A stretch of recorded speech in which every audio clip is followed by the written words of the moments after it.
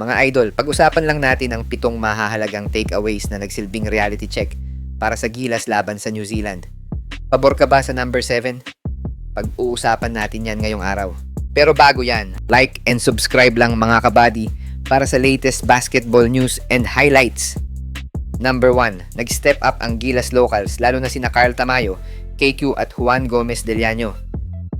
Sa kabila ng pagkatalo, isa sa pinakamalaking positibo ay ang ipinakitang laro ng mga local players ng Gilas. Si Juan Gomez Deliano ang isa sa pinakamalaking bright spot sa game kontra Tall Blacks. Hindi siya natakot umatake laban sa mas malalaki at mas physical na defenders ng New Zealand. Bukod sa kanyang outside shooting, naging consistent din ang kanyang effort sa depensa at rebounding. Yung dalawang clutch 3-pointer niya sa game ang nagpapatunay na karapat-dapat siyang magstay at maging primary playmaker ng Gilas. Samantalang ipinakita rin ni KQ ang kanyang versatility sa game. Kahit hindi naging perpekto ang shooting niya, kitang-kita ang basketball IQ niya sa ball movement, passing at paggawa ng tamang desisyon. Samantalang si Carl Tamayo naman ay naging agresibo sa pag-atake at nagbigay ng magandang energy mula sa backcourt. Napakagandang senyales na unti-unti nang nababawasan ang sobrang pagdepende ng Gilas sa naturalized player na si Justin Brownlee. Kaya para sa akin, kung magpapatuloy ang development ng mga locals na ito, malaking tulong sila sa susunod na mga international tournaments. Number 2, si Mike Phillips ang posibleng maging susunod na defensive anchor ng Gilas. Isa na namang game ang nagpatunay kung bakit mataas ang tingin ng coaching staff kay Mike Phillips. Hindi man siya yung pinakamalaking scorer, napakalaki naman ng epekto niya sa depensa at lalong-lalo na yung energy na nabigay niya sa game kontra New Zealand.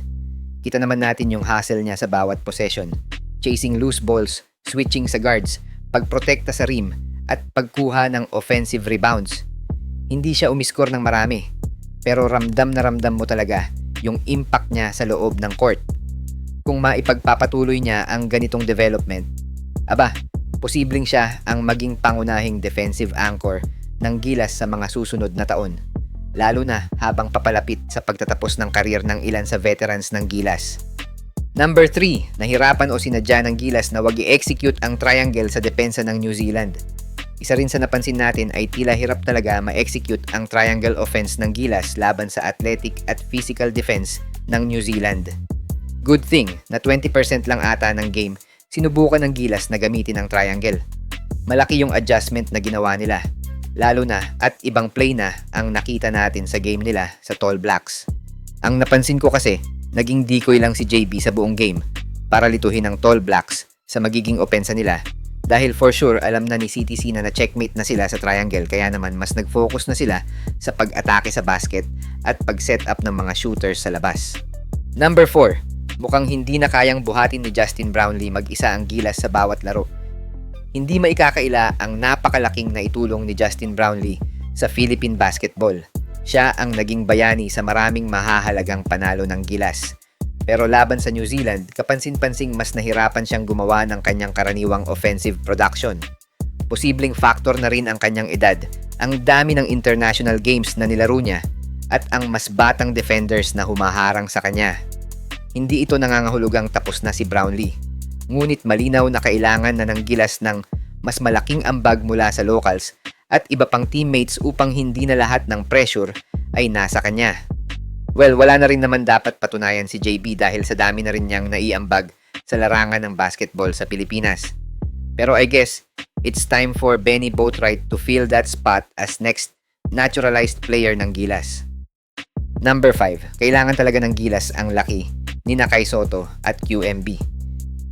Isa sa pinakamalinaw na nakita sa laban ay ang kakulangan ng Gilas sa interior size laban sa matataas na big men ng New Zealand. Malaki sana ang maitutulong ni Nakay Sotto at QMB sa rim protection, rebounding at inside presence. Kapag may legitimate 7-footer ang Gilas, mas magiging mahirap para sa kalaban ang umatake sa loob at mas magkakaroon din ng spacing ang offense. Laban sa mga world-class teams, napakahalaga ng rim protection at size. Ito ang isa sa mga aspeto na maaaring mabago kapag kumpleto ang frontline ng Gilas. Number 6, hindi na sapat ang pagiging mahusay sa PBA para maging dominante sa FIBA. Isa rin itong mainit na usapin sa social media. Maraming PBA players ang naging mahusay sa lokal na liga, ngunit sa FIBA ay ibang klase ang laro. Mas mabilis ang pace, mas physical ang depensa, mas mahahaba ang players at mas mataas ang level ng shooting ng karamihan sa international teams.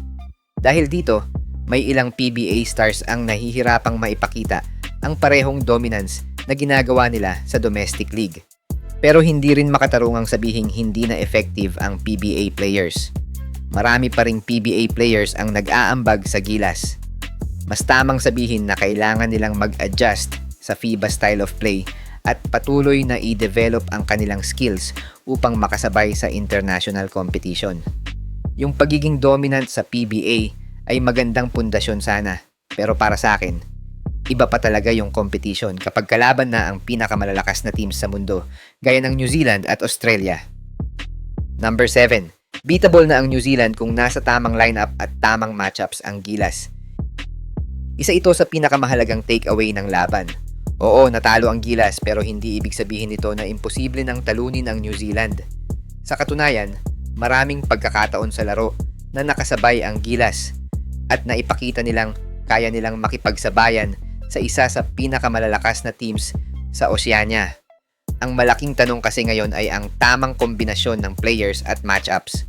Ngayong alam na nating effective sina KQ at Carl Tamayo sa wings, tapos solid ang playmaking ability nina RJ at Juan Gomez. Dito pa lang alam mo na lumalaki na talaga yung tsansa ng gilas na matalo ang Tall Blacks. At yan ay kung tama ang kombinasyon ng players. Imagine if hindi nakasama si Juan Gomez at si Scotty ang nasa lineup. And I didn't mean to disrespect si Thompson mga idol, no? Pero gaya nga ng sinabi ko, isang tamang combination lang ng players, pwede nang mabago ang resulta ng isang game, di ba? And I guess with this new young core na meron si CTC ngayon, hindi pa atras ang magiging mantra nila kung talagang nahihirapan na si JB. Ilang beses na kasi nating nakita na non-factor talaga si JB pag New Zealand ang kalaban. Pero sana nagawa ng paraan since nandyan pa si Justin Baltasar to feel yung pagiging off night ni JB, di ba? Pero for sure, lesson learned yan para sa gilas, para mag-adjust sa susunod na laban nila bukas kontra naman sa Australia. Hi guys! Kung naghahanap ka ng legit Gilas jerseys, marami tayong partner stores ang nagbebenta niyan. All you have to do is i-click lang yung link sa gilid ng mga video at magpa-pop na yung mga stores sa gilid. Get yours now guys at huwag kalimutan mag-subscribe kay Overdrive Highlights.